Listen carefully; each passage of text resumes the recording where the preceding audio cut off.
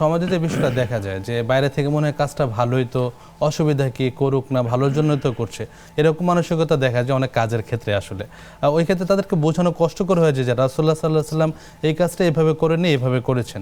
তো তাদের ব্যাপারে কি নসিহত করবেন? এক্ষেত্রে আমি ছোট্ট একটা কথা বলতে চাই। আল্লাহ আমাকে যারা শুনছেন সবাইকে বুঝার তৌফিক দান করুন।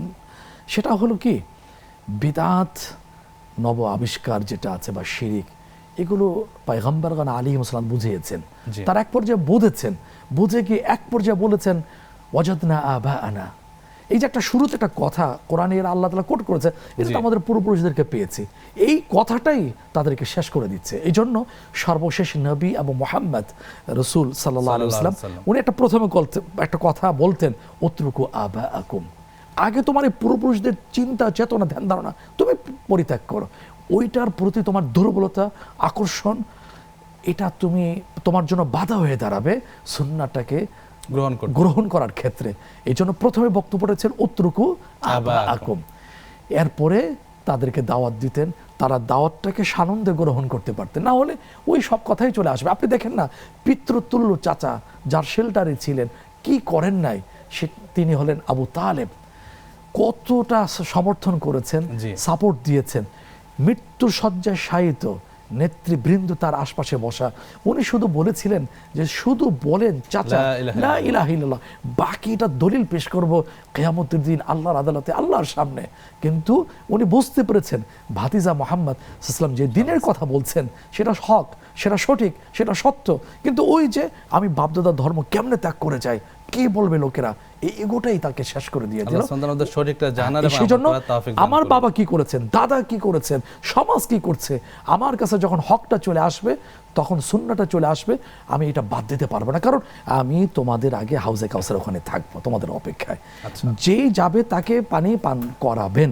কিন্তু এক পর্যায়ে এসে যে তার সামনে ওই ব্যক্তির সামনে একটা পর্দা নেমে যাবে, তখন রাসূল সাল্লাল্লাহু আলাইহি ওয়াসাল্লাম বললেন ইন্নাহুম মিন্নি, এরা তো আমারই উম্মত। তখন ফায়ুকাল, হাদিসে আসে রাসূল সাল্লাল্লাহু আলাইহি ওয়াসাল্লামকে জানানো হবে ইন্নাকা লা তাদরি মা আহদাসু বা'দাক, আপনার চলে আসার পরে আপনার দিনের ভিতরে তারা বিদআত করেছে, অর্থাৎ ইসলামের নামে সাহাবের নিয়তে নিজের থেকে সংযোজন করেছে রাসূল সাল্লাল্লাহু আলাইহি ওয়াসাল্লাম। তখন অথচ উনি পানি পান করাচ্ছেন, পানি পান করাতে চাচ্ছেন, এই পর্যায়ে উনি রেগে গিয়ে ক্রুদ্ধ হয়ে বলবেন সুহকান সুহকান লিমান গায়্যারা বাদি, দূর হোক, সরে যা, কেন আমার পর্বে তোরা বিদআত করেছিস। নাউযুবিল্লাহ। কত না হতভাগা কত। আপনি দেখেন না, বিদআতটা এত মারাত্মক, এটা আল্লাহকে চ্যালেঞ্জ ছুড়ে দেওয়া হয়। আল্লাহ হলেন ইন্নাল্লাহ আলা কুল্লি শাইইন কাদির লা ইউজিজুহু শাই ওয়ালা আহাদ। আল্লাহকে থেকে পরাভূত করতে পারেন না, উনি সর্বশক্তিমান। সেই আল্লাহকে চ্যালেঞ্জ ছুড়ে দেওয়া হয়, দ্বীনকে চ্যালেঞ্জ ছুড়ে দেওয়া হয়। কিভাবে করে? সূরা আল ইমরান 3 পরে 11তম পৃষ্ঠা আসছে, খুব দ্ব্যর্থহীন ভাষায় ঘোষিত হয়েছে। আল্লাহ সুবহানাহু ওয়া তাআলার বক্তব্য হলো ইন্নাদ দীনা ইনদাল্লাহিল ইসলাম, নিশ্চয় আল্লাহ তাআলার কাছে একমাত্র কেবলমাত্র জীবন ব্যবস্থা হলো ইসলাম। সেটাকে পরিপূর্ণ কিনা সেটাও তিনি ভালোভাবে বলে দিয়েছেন। সর্বশেষ অবতীর্ণ আয়াতের অংশ সূরা মাইদা 6 পারা 6 পৃষ্ঠা আসছে, আল ইয়াউমা আকমালতু লাকুম দীনাকুম ওয়া আতমামতু আলাইকুম নি'মাতি, পরিপূর্ণ। সুতরাং আমি বিদআত বা আল্লাহ না করে যে বিদআত করছে, সে ভালো নিয়তে করছে, ওই যে সওয়াবের নিয়তে করছে, তার কাছে এটা খুব আকর্ষণীয় মনে হচ্ছে। এইটার মধ্য দিয়ে পরিপূর্ণ ইসলামকে একটা চ্যালেঞ্জ ছুড়ে দেওয়া হচ্ছে, আল্লাহকে চ্যালেঞ্জ ছুড়ে দেওয়া হচ্ছে। পরিণতিটা কি সেটা 3 পারা 20তম পৃষ্ঠা আল্লাহ বলে দিয়েছেন, ওয়ামান ইয়াবতাগি গায়রাল ইসলামি দীনান ফালা ইউকবালা মিনহু, যে আমি যেটা রেখে গেলাম, আমি যেটা দিলাম মুহাম্মদ সাল্লাল্লাহু আলাইহি ওয়াসাল্লামের কাছে, ওই দিন এর বাহির অন্যটা কেউ যদি গ্রহণ করে, তালাশ করে, তাহলে তার কাছ থেকে কোনোটাই গ্রহণ করা হবে না।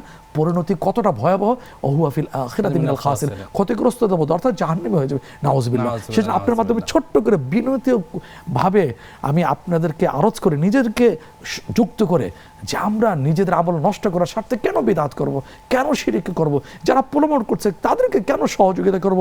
ইসলামের একটা কঠিন কথা হলো, বিদআত করছে না, কিন্তু বিদআত যিনি করছে তাকে সহযোগিতা করছে, সে ফাকাদ আ'আনা আলা হাদামিল ইসলাম, ইসলামকে ধ্বংস করার ক্ষেত্রে সে সহযোগিতা করছে।